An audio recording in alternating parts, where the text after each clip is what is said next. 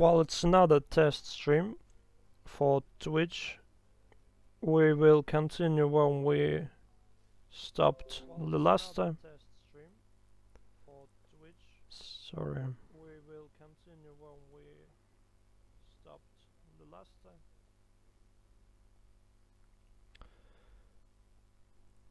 I'm sorry, haven't muted. And remember, respect is everything. Okay, we continue, and unlike the last time, when we were just wandering around, playing training mission and some other mission, this time I feel I'm gonna talk a little about some topic which bothers me, and this is what makes art avant-garde. And you know, I used to host a very small internet radio when we were talking about such topics, and since this form becomes outdated and popular even in terms of really small communities, I thought I could do a podcast about that, and recent one about avant-garde was not quite popular, and I thought that this topic requires you know, thorough thinking, and unfortunately some friends in social networks whom I turned to these discussions were unable to keep the conversation alive, so just thought I would talk to myself now, and perhaps we could find some fresh thoughts about that, you know. Yeah, there are always around here. I don't think the flamethrower is the best weapon. Yeah, you know, I came to conclusion. This is my sort of belief that there is no such style or genre as avant-garde, and the avant-garde is simply a feature of any music or literature, any genre.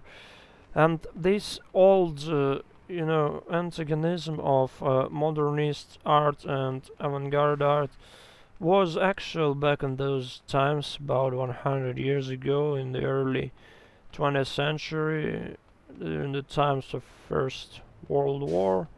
But this time we see that it becomes also outdated, and it became so with the approach of postmodern art and conceptual art, when there were both modernist and avant-garde features in one artist as well. Today we celebrate birthday of great Russian conceptual poet Dmitry Prigov. He could be maybe 78 this day.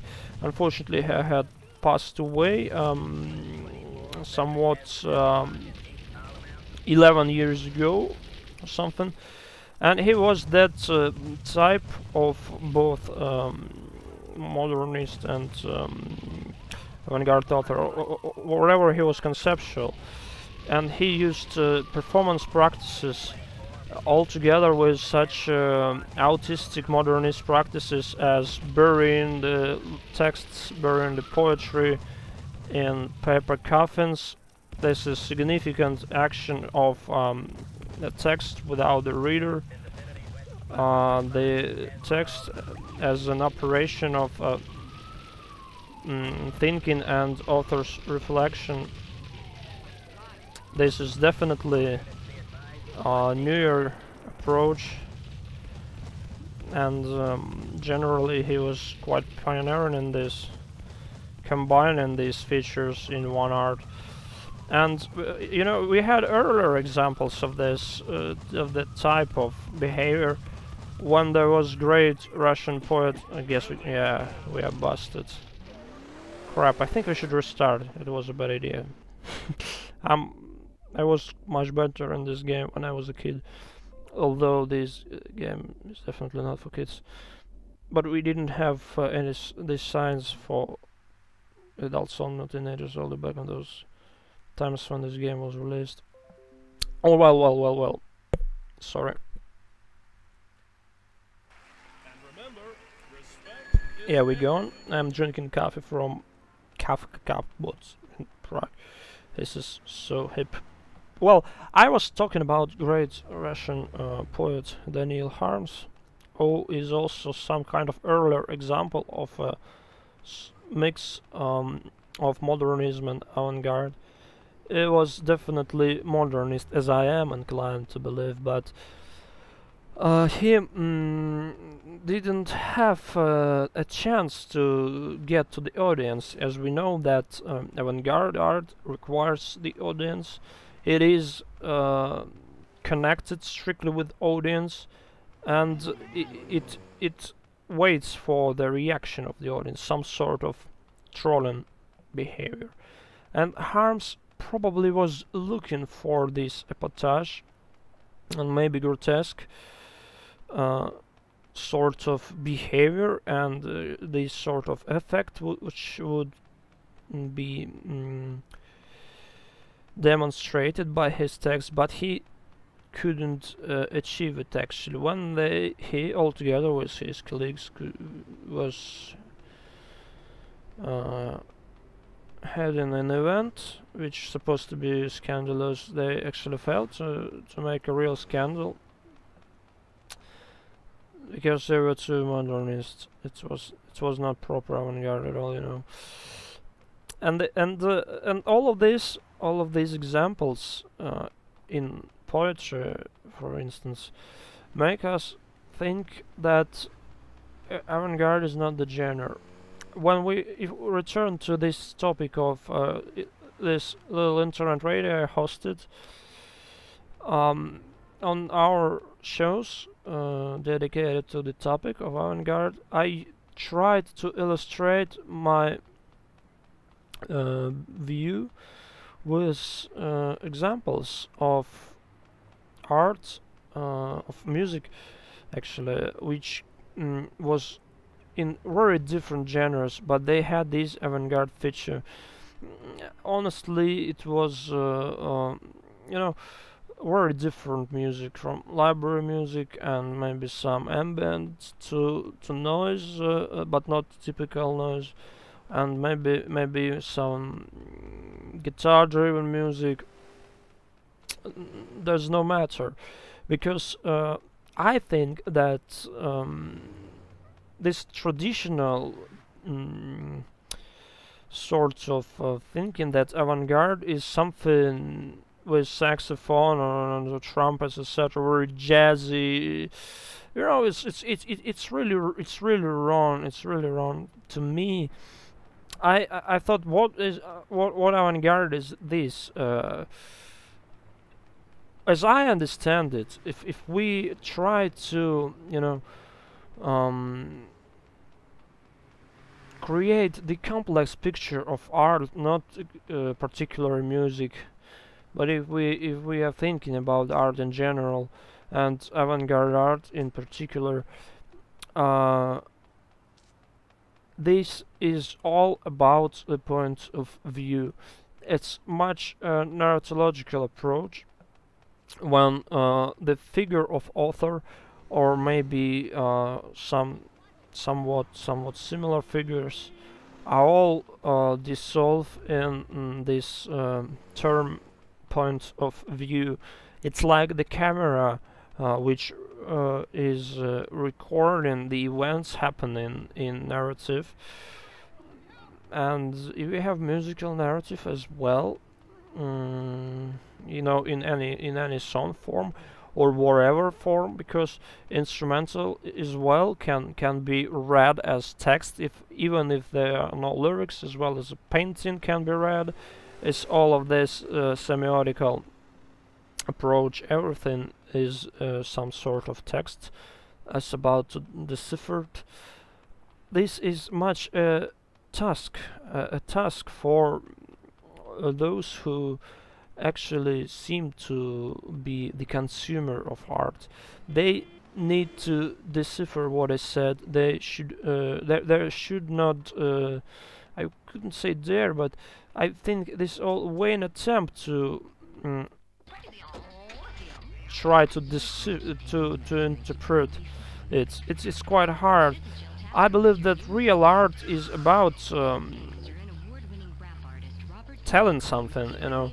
And if you tell something which has no certain meaning, it's quite silly to me.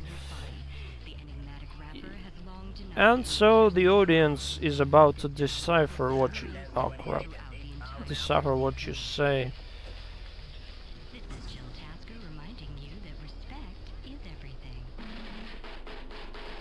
Okay. Feel like the world's on fire, man, when you swallow down lithium. And returning to what I've said, we are tending to understand what is said. If this work of art has nothing to say, they say we should interpret it and see whatever we want to see. But it's not about our desire or will or something which we could see in the work of art. It's about the author who says it, and that's why this postmodern conception of death of author, proclaimed by Barthes and Foucault, seems to be outdated as well. And that is why we are turning to questions of modernism and avant-garde again, as we see some sort of revival of modernist practices in this sort of reflectionary modernism, or perhaps neo-modernist, or whatever you say it, whatever you name it, whatever you call it, meta-modernism.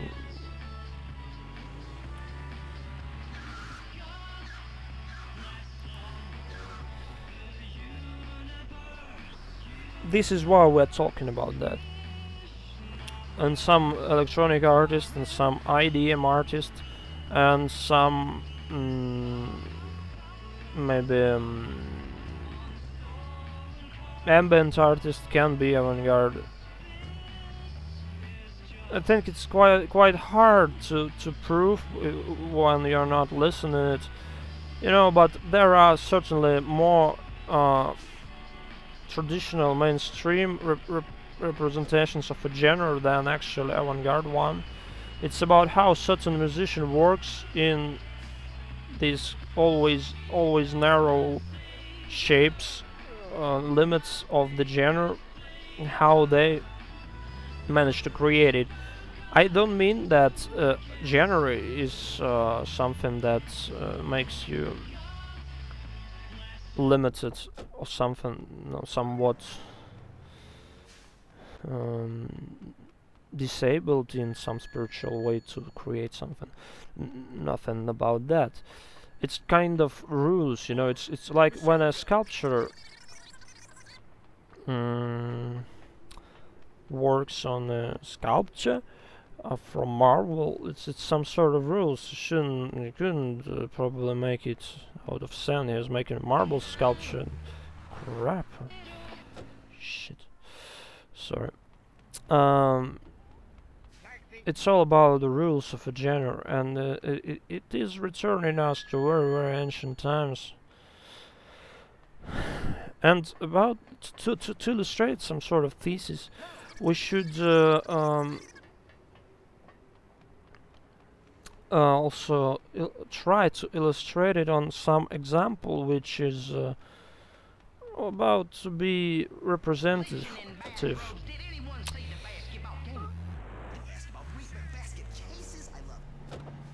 And I thought about this, I was thinking about it, and I came to conclusion that there was a really interesting guy in 60s, you know, who was Oh yeah, yeah.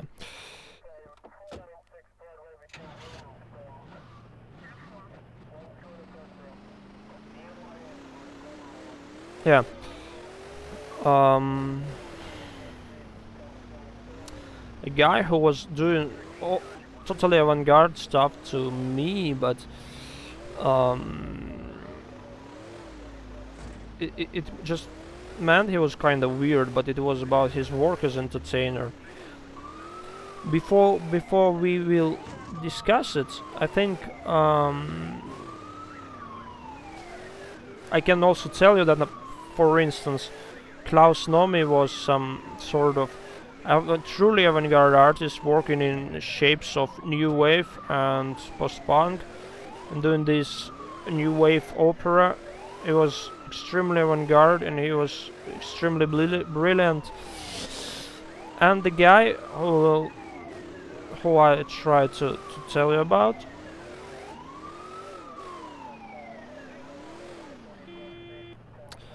was called John Zackerley.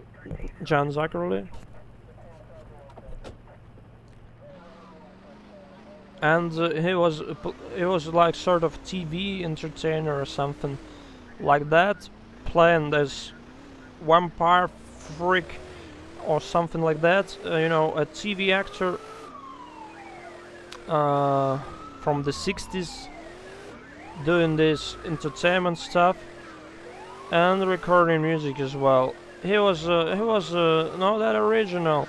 There was this Bobby Boris Prickett who actually did original records before John, and John just covered his song Monster Mash, and all of these monster cliches from TV. You know, it was avant-garde to me. Job complete. Totally avant-garde.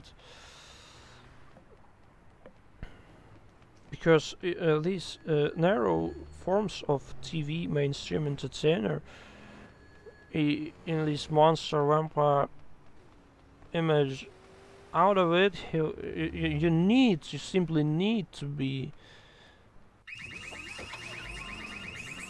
creative to make all of these cliches work in unusual way, and I think he managed to do this.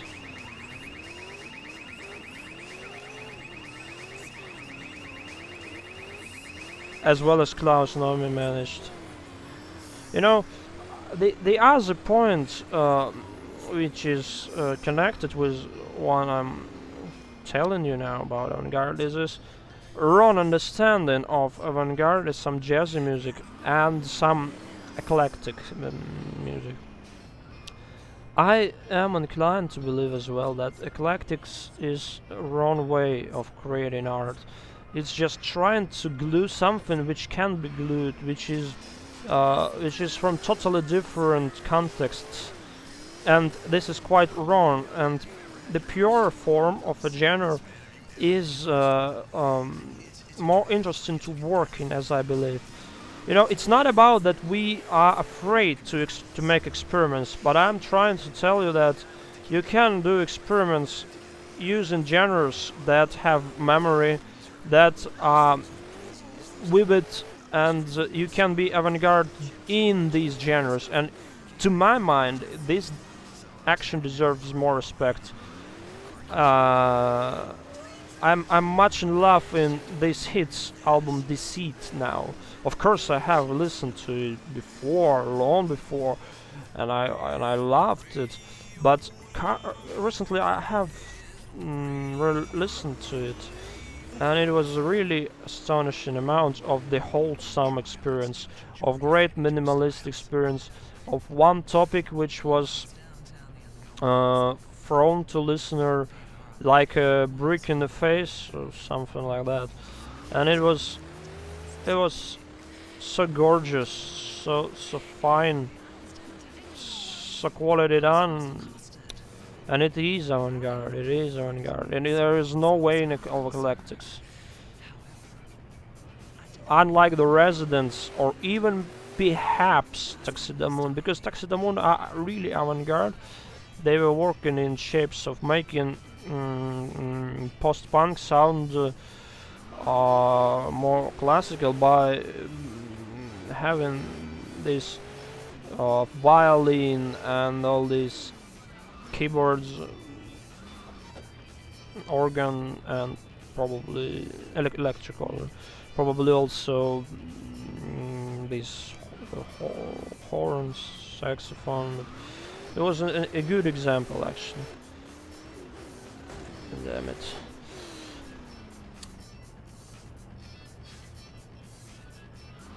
So that's what I'm thinking about, and I just try to tell you these thoughts which have no certain form or shape or something, and it's just about my own reflection about avant-gardism, because I tend to do it as well. I was thinking about mainstream approach and avant-garde approach, and I came to the conclusion that it is all within certain genres, within. And I believe that I'm working on 2 releases.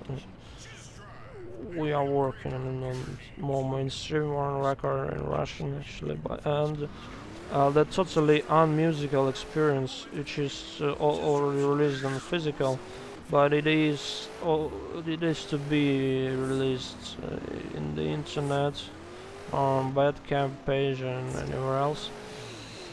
And it was a tense experiment of figuring out where music begins, and of course as well where music ends. It is a frontier exploration. It's some sort of also expedition to the border, and it is quite unpleasant to listen, I think. Quite unpleasant. But it's like a journey. It's like a mountain journey, something. It wasn't supposed to be pleasant, I think. And I'm preparing to make this available for you, and for free, of course. And I think if I manage to prove everything I said this time, it would be easier to find understanding, which I failed to find amongst my friends and social networks. It is a pity, of course. But for today, as it is a test stream, I think we got to stop here. Thanks for those who was watching.